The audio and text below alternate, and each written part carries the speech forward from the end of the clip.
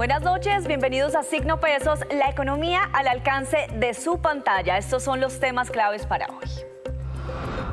Seguimos hablando del bajo crecimiento de la economía. Pese a que a algunos sectores les fue bien, como la agricultura y la construcción, para algunos analistas aún no se reactiva la inversión en Colombia. La firma Radar analizó el comportamiento del consumo de los hogares. En minutos conoceremos cuáles son las razones de los colombianos al medir más su dinero y controlar más sus compras en vestuario y bienes durables como el carro o la casa. Muchos bancos y empresas han reportado el cierre financiero de los primeros meses de 2024. Víctor Grosso nos contará en detalle cómo les fue a cada uno de ellos, algunos con pérdidas, otros con ganancias. Comenzamos esta emisión de Signo Pesos hablando de la noticia de la semana y cuál fue el comportamiento de la economía colombiana en los primeros 3 meses de este año. Muchos expertos, líderes gremiales y analistas indican que los resultados fueron agridulces. Si bien a unos les fue bien, como al agro y la construcción, especialmente la infraestructura, al comercio y a la industria manufacturera no mucho. Para analizar este tema nos acompaña el economista del BBVA Research, Mauricio Hernández. ¿Qué tal, Mauricio? Muy buenas noches y bienvenido a Signo Pesos. Laura, muchas gracias a ustedes por la invitación. Bueno, para analizar este tema es muy importante. La inversión es el componente del PIB que más preocupa al país, que los efectos negativos podría tener. Pues mire, analizando precisamente esta cifra que vemos acá en pantalla, la inversión fija bajó menos 6,5%. ¿Esto por qué es perjudicial para un país? Bueno, es perjudicial sobre todo por el crecimiento de largo plazo. La inversión determina la capacidad productiva de una economía. Así como en una empresa, el aumento de la inversión hace que tenga más máquinas, más ensanche de la planta, más capacidad de producción. Lo mismo sucede con la economía. Si la economía en su conjunto, en el agregado, no invierte una cifra destacable, pues su capacidad productiva a largo plazo estará en cuestión. ¿Cuáles son las cifras? La tasa de inversión en este momento en Colombia es 18%. Es decir, de cada 100 pesos que produce la economía, solo 18 se dedican a reestructurar la producción del siguiente periodo y lo otro se gasta o se consume. En países como en el sudeste asiático, esta tasa es del 35%, mucho mayor que la nuestra, el doble. Pero si nos venimos hacia el promedio de América Latina, una zona que ya de por sí tiene baja inversión es del 20%. O sea que ni siquiera superamos a una región como América Latina que tiene tasas de inversión bajas. Bueno, revisemos entonces, desglosemos las cifras que se revelaron ayer en el DANE, pero que es importante hablar de cada una de ellas. La industria manufacturera cayó a menos 5,9%, actividades financieras, que tiene que ver también con ustedes, menos 3,0% y el comercio menos 0,8%. ¿Qué es lo que está pasando? Porque hemos hablado con algunos líderes gremiales, efectivamente con la Cámara de Comercio de la Confección, y decían que son positivos, pero o más bien que buscan reactivar el sector, pero que realmente la gente no está comprando, no le está dedicando pues a comprar ciertos artículos, en este caso como la ropa. En el caso de las actividades financieras, ¿qué es lo que está pasando? Hay una cosa que es de ciclo y hay una cosa que es estructural. De ciclo, el consumo de bienes empezó muy rápidamente una vez salimos de pandemia. Compramos televisores, carros, vestuario, y eso no hay que renovarlo cada vez. De hecho, en 2023 fue el año en que ya teníamos televisores, ya teníamos vestuarios, ya teníamos de todo eso, y se cayó la venta de ese tipo de cosas. La industria colombiana que se relaciona con esa producción, pues sufrió ese efecto cíclico.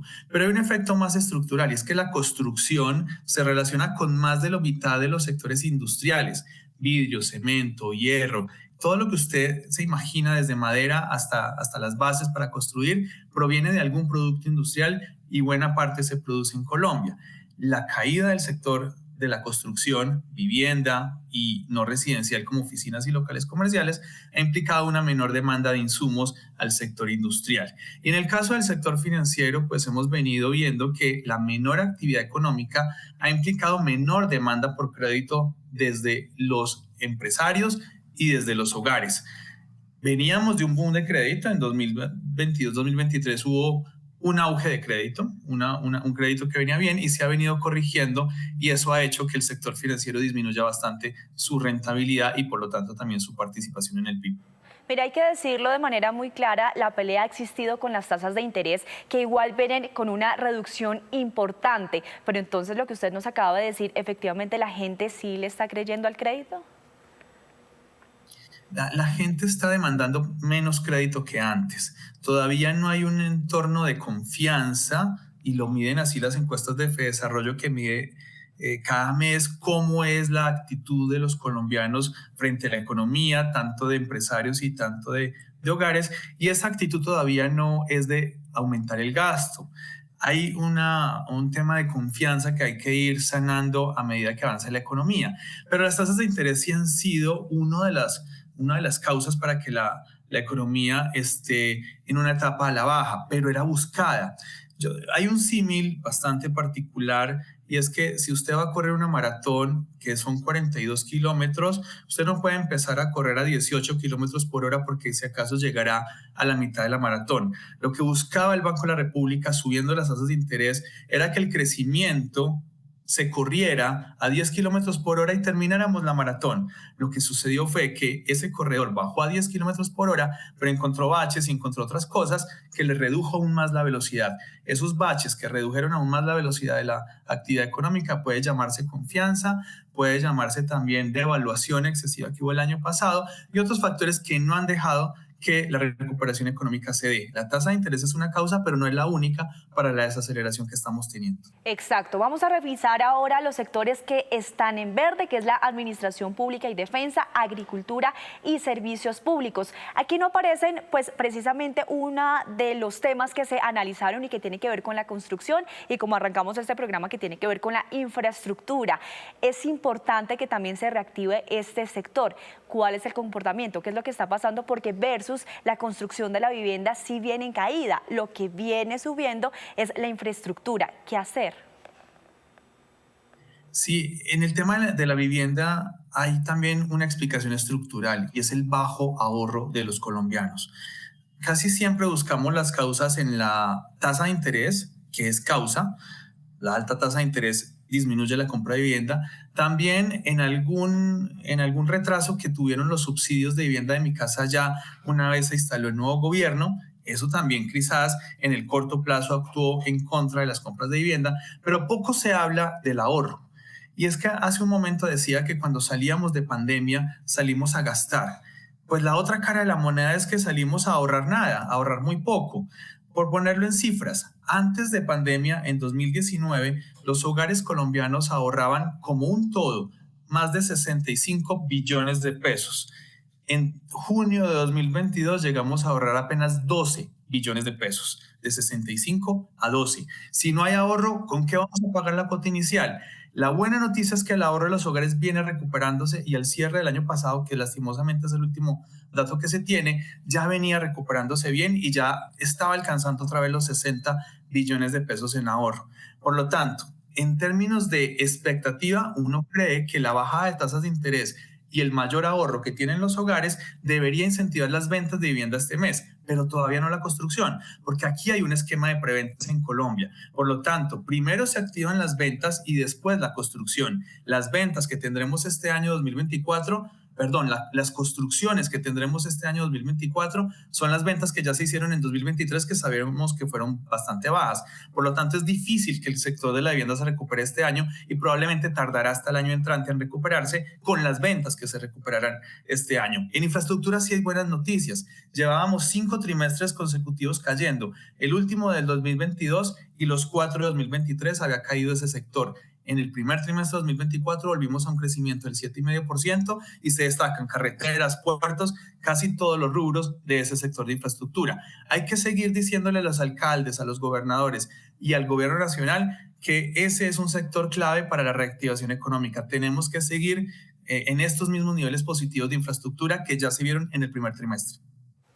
Bueno, muchísimas gracias entonces por analizar estos temas tan importantes como es el PIB, y sobre todo también por aclarar las dudas de lo que está pasando con los diferentes segmentos. Mauricio, uno de los analistas del BBVA. Laura, muchas gracias a usted por la invitación.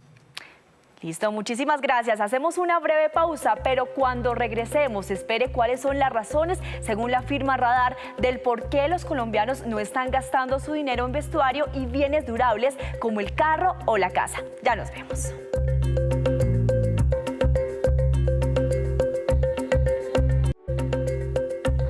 Gracias por continuar con nosotros y a esta hora, como ustedes pueden ver, muy puntual, llegó Víctor Grosso, que nos trae noticias sobre cuál fue el comportamiento del cierre financiero de los primeros meses de 2024 a algunas empresas y algunos bancos. ¿Cómo les fue, Víctor? Laura, buenas noches televidentes. Pues sí, después de conocerse el dato del Producto Interno Bruto que acabamos de analizar aquí en Signo Pesos, pues seguimos también conociendo el estado financiero de las empresas más grandes, las más importantes del país. Son tan grandes que inclusive están negociando sus acciones en la Bolsa de Valores de Colombia y algunas de esas cifras nos pueden servir para mirar la salud de cada uno de estos sectores. Son empresas muy grandes, vamos a ver en términos generales cuáles fueron las ganancias de estas compañías.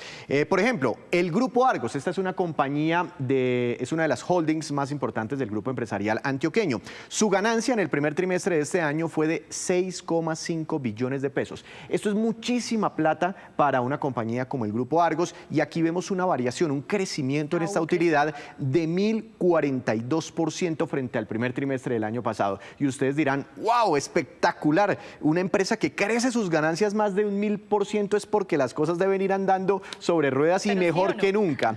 Lo que pasa es que no nos podemos dejar engañar por las cifras sin entender que ocurrieron hechos no recurrentes para esta compañía, es decir, que no son frecuentes, no van a volver a ocurrir y que impactan sus resultados financieros. Uno de ellos es la venta del grupo Nutresa. Argos tenía una participación en Nutresa y se la vende al grupo Gilinski, que hoy es el que administra esta compañía de alimentos, y eso impacta el resultado financiero. Pero vemos que eso es positivo y negativo, ¿no? Positivo en cuanto a los resultados, pero no muy favorecedor en cuanto a la venta, ¿o sí? Pues todos quedaron contentos con el negocio, bueno, entonces todos están felices y al final lo aprobaron y todos sellaron este negocio, que es uno de los más grandes en la historia reciente empresarial de nuestro país. Pero hay otro tema muy importante, y es que Grupo Argos es dueño de una cementera que se llama Cementos Argos y en el primer trimestre de este año se perfeccionó un mega negocio de Cementos Argos con una compañía estadounidense que se llama Summit Materials, y allí conformaron una de las empresas de la industria del cemento y del concreto más importante de los Estados Unidos, y parte de esa integración de activos significó la llegada de muchos millones de dólares para Cementos Argos, y al final, como Cementos Argos es una compañía del Grupo Argos, pues eso también se ve reflejado en estos estados financieros. Por eso se ve, digamos, esta variación tan fuerte en sus ganancias. De acuerdo. Grupo Sura también es una compañía del grupo empresarial antioqueño, y casi que por esas mismas razones que le acabo de contar, que impactaron los resultados financieros del Grupo Argos, casi que por estas mismas razones también se vieron impactados los resultados financieros de esta compañía. 4,9 billones de pesos, variación del 488%, pero digamos por aspectos no recurrentes, aspectos empresariales no recurrentes de esta holding empresarial. Veamos qué ocurre con empresas del sector financiero. Veían y ustedes analizaban que el sector financiero fue uno de los que tuvo desempeño negativo durante el primer trimestre cuando vemos los datos del Producto Interno Bruto, y cifras como estas lo reflejan. El Grupo Aval en el primer trimestre de este año tuvo ganancias por 113.700 millones de pesos. Esto significa una caída en las ganancias del 73%. Recordemos que con la desaceleración de la economía se ha frenado la cartera crediticia, es decir, los bancos no están entregando tantos créditos como en años anteriores, y también se ha deteriorado la cartera crediticia, es decir, más gente se ha colgado con el pago de sus deudas. Entonces los bancos han tenido que aumentar provisiones para, digamos, subsanar esa situación, y eso le pega a su balance financiero, a su resultado financiero, y esto pues se ve, por ejemplo, en el caso del Grupo Aval. Y el Banco Davivienda registró pérdidas. Por ejemplo, el Grupo Aval tuvo una ganancia, no como la del año pasado, pero ganó algo. Mientras que el Banco Davivienda sí perdió en el primer trimestre de este año, por la difícil situación por la que atraviesa el sector financiero, 288.000 millones de pesos aproximadamente. Bueno, Víctor, muchas gracias por acompañarnos y analizar este tema, y lo invito a ver la siguiente nota, porque a partir de los datos entregados por el DANE sobre la economía colombiana, la firma Radar analizó el comportamiento del consumo de los hogares del país y cuáles son las razones para que estén dejando de comprar vestuario y bienes durables como la casa o el carro. Los colombianos se están cuidando más en qué se gastan la plata. Según el DANE, el gasto de consumo de hogares creció 0,6% en el primer trimestre del 2024. Transportes, alimentación, arriendo, gastos varios, salidas, etcétera. Pues son bastantes los gastos, eso es lo que uno gana ras con ras. La firma Radar, especializada en estudiar el consumo de los hogares, le puso la lupa a la actual dinámica del gasto. El gasto de los hogares crece menos que el total de la economía, lo cual es extraño dentro de la historia de Colombia. Se crece mucho más el gasto que el total de la economía. Ese menor crecimiento del gasto de los hogares nos refleja el ajuste que están teniendo las familias colombianas ante toda la situación económica. Camilo Herrera, fundador de Radar, explica algunas de las razones del por qué los colombianos no gastan en vestuario y bienes durables como el carro o la casa. Los salarios, los créditos y las remesas. Las remesas siguen llegando, cada vez llegan más dólares a los hogares, pero al pasarlo a pesos, pues obviamente es menos dinero porque el año pasado estábamos a 5.000 pesos por dólar, hoy estamos a 3.900. Segundo, los hogares están demandando menos crédito. Hay una menor colocación de créditos de consumo, de crédito hipotecario y de uso de tarjeta de crédito. La compra de vestuario y calzado está en negativo. En la calle la gente da sus razones de por qué han dejado de consumir estos productos. Compradora antes de mucha ropa, ahora me mido muchísimo más porque las cosas no están lo mismo. Pero si nos comparamos frente al año anterior, una de las categorías que más crece según el dato publicado por el DANE es la categoría de salud, donde el tema de medicamentos y nuevas pólizas prepagadas y seguros de salud son muy importantes, y uno de los que más decrece es vestuario. Entre las propuestas para incentivar el consumo, dice Camilo Herrera, es volver a implementar el día sin IVA. Dinamiza el gasto de los hogares, dinamiza el comercio, aumenta la producción e inevitablemente y afortunadamente aumenta el empleo. Entonces, en el corto plazo el gobierno puede hacer esto para darle una nueva dinámica a la economía. Históricamente los hogares colombianos destinamos más dinero a comprar servicios y hoy en día esto está creciendo mucho más, como el gasto en la industria del entretenimiento. Y antes de despedirnos, los dejo con este dato que tiene que ver con el deporte, y es cuáles son los deportistas mejor pagos en el mundo, según un estudio publicado por World Index. En el primer lugar, Cristiano Ronaldo con 260 millones de dólares. Le sigue Jon Rahm con 218 millones de dólares y el tercero, Lionel Messi con 135 mil millones de dólares en el año. Y así terminamos por hoy. Los esperamos mañana con una nueva emisión y toda la información económica que usted necesita saber. Esto es Signo Pesos, la economía al alcance de su pantalla. Buenas noches.